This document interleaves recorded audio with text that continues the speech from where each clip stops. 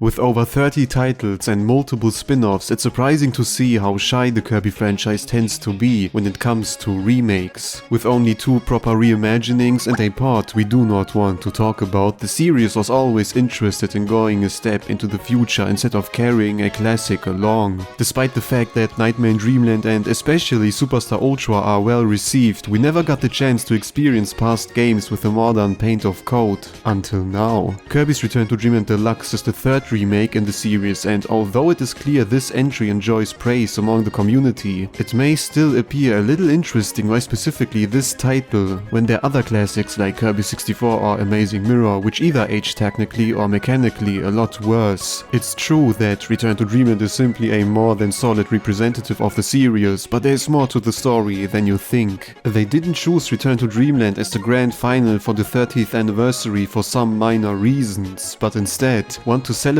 the game that saved the franchise back in 2011. To understand why Return to Dreamland is so extremely important for the series, we have to travel back a couple years into the GameCube era. After Kirby 64 released for the Nintendo 64, it was time to tackle the next decade and start to work on new modern projects. By this point, you're probably well aware of the 3 cancelled Kirby games for our favorite Cube, all of which addressing different gameplay styles. While we are quite uncertain about 2 of them and have to go with only these screenshots, the main attraction was supposed to be a follow-up to Kirby 64, with the return of the helper mechanic and 4 players. The first trailer looked promising, polished, and like the perfect continuation of the traditional Kirby formula. Unfortunately, the rest is history, as this adventure would never see the light of day, just like all the other projects. Cancellations are nothing detrimental per se, as some experiments just do not work out the way you would imagine. What makes this case so worrisome, however, is the sheer fact that these games were 3 ambitious home console titles and therefore surely swallowed a good amount of money. Nintendo cannot pay these developers for sitting there and missing out on every opportunity to release a game, which is why the handheld titles carried Kirby throughout the 2000s. Yes, there was Kirby Air Ride, but this spin-off is not a mainline title and did also go through a rather troublesome past before finally releasing. It was a hard time for fans who waited eagerly for the next huge step in the franchise, but sadly, we should miss out on a proper GameCube title. Kirby's Epic Yarn foreshadowed an encouraging glimpse into the future, with one of the most interesting and kinda underappreciated entries in the series. Whatever you think of this title and its difficulty, it's hard to deny the overall attention and care to detail.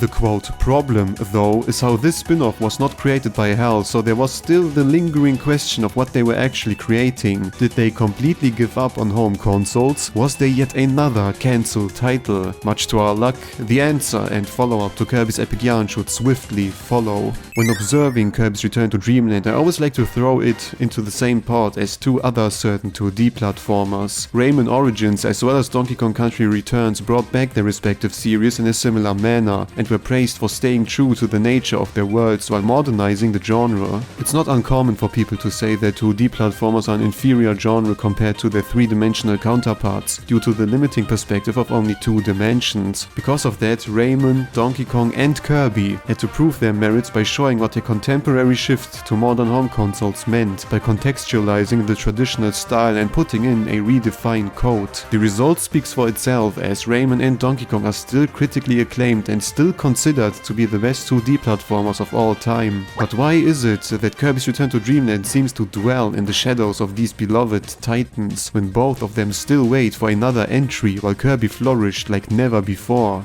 The straightforward answer to that is the very philosophy of Kirby itself, staying simplistic. Instead of completely modernizing classic elements, Kirby had to go the safe path. HAL is the dedicated developer of the franchise, whereas Donkey Kong nor Rayman are linked to a certain team. As a result, HAL had to strike the right balance between offering what established Kirby fans want to see while giving newcomers a glimpse into a series they would hopefully continue to support. The outcome is a relatively safe yet modern return to form, with a couple of new features alongside the traditional formula. There's a reason why Kirby's Return to Dreamland is named Kirby's Adventure Wii in Europe, because in a sense it's a reimagining of the original's Kirby's Adventure adventure for the NES. Many features just work out the same, and if you encounter new ideas, they often depict the modern standard, like super abilities or more elaborated boss fights. This is not to say that either this approach or Donkey Kong and Rayman are better or worse, far from it. While Donkey Kong and Rayman performed a literal Arschbombe into the pool and impressed everyone around, Kirby calmly tested the waters after being absent for over a decade, and slowly became comfortable again. Every mainline follow-up built upon the foundation of Return to Dreamland due to the winning formula the creators finally found. Nowadays it may be hard to imagine that a Nintendo icon like Kirby struggled to stay relevant. It's often not that apparent, but Kirby was never an ultra successful franchise and never exceeds sales numbers of 3 million if at all. Return to Dreamland by itself reached roughly 2 million sales, which is still quite the gap when comparing to the 5 million of the very first Kirby's Dreamland for the Game Boy. But success is not only defined by the financial result of a game. Providing a qualitative high-value experience which is critically praised and approved by the publisher has still the chance to rise up. After all, it takes a true foresight to think outside the box and see the opportunities, which may unfold with a little patience. Metroid Dread is the perfect example of that theory, as Metroid Samus Returns probably didn't even reach the magical 1 million on the 3DS. Nonetheless, Nintendo saw the potential and talent of the developers and allowed them to create an entry which is even more costly as well as risky, and we all know how amazing that risk turned out to be. Kirby's success story follows a very similar path, with all the follow-ups bringing the franchise to a thriving position, which was only a dream multiple years ago. It may come across like Kirby getting a game every year, but it's similarly easy to forget what kind of troubles the franchise had gone through to reach this point. Now, it's difficult to imagine what a future with a Fate Return to Dreamland would have looked like. Since this was probably the last chance to bring classic Kirby gameplay to home consoles, it's quite safe to assume Kirby would have stayed on handhelds. After all, the handheld games proved to be a success, and there were series which never left the territory of the flexible gameplay style. Imagine Pokemon, but Kirby, with many follow-ups staying on the safe side and not swallowing too many resources. Of course, the Switch would have been a stop sign to that approach, since it basically forced all the handheld-only franchises to make the shift to the hybrid console, and maybe this would have been another chance for Kirby to test his merits. The Forgotten Land is the ultimate proof of what Kirby is truly capable of, and it's extremely safe to assume that the Forgotten Land mirrors Return to Dreamland in terms of how the layout is fundamentally set for the decade, which again makes it all the more cathartic to end the 30th anniversary on a remake of a game which allowed the franchise to finally run.